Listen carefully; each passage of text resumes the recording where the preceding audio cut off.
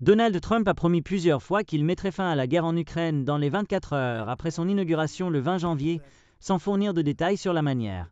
Cette semaine, le président élu a décrit le conflit comme terrible et sale, exprimant l'intention de progresser vers la paix. À Kiev, il y a une crainte que le septuagénaire puisse réduire l'aide militaire à l'Ukraine comme un moyen de forcer le pays à entrer en négociation, écrit Sky News.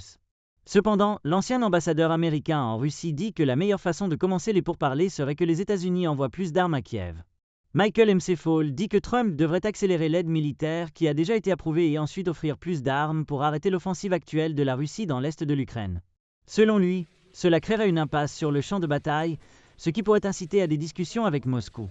Poutine ne négociera sérieusement que lorsque les forces armées russes n'auront plus la capacité de saisir plus de territoire ukrainien, ou mieux encore, bien que moins probable, lorsque les soldats russes commenceront à perdre du terrain, a-t-il écrit dans Foreign Affairs. Pour initier des négociations sérieuses, Poutine doit d'abord croire que les États-Unis n'abandonneront pas l'Ukraine, a ajouté McFaul. Ce dernier dit que Trump doit également convaincre Zelensky d'arrêter les combats, ce qui sera un défi considérable. Un récent sondage a montré que 88% des Ukrainiens croient encore qu'ils gagneront la guerre. McFaul suggère que l'offre d'adhésion à l'OTAN pour les parties non occupées de l'Ukraine aiderait à atténuer la concession amère de permettre à une grande partie de leur pays de rester sous occupation russe.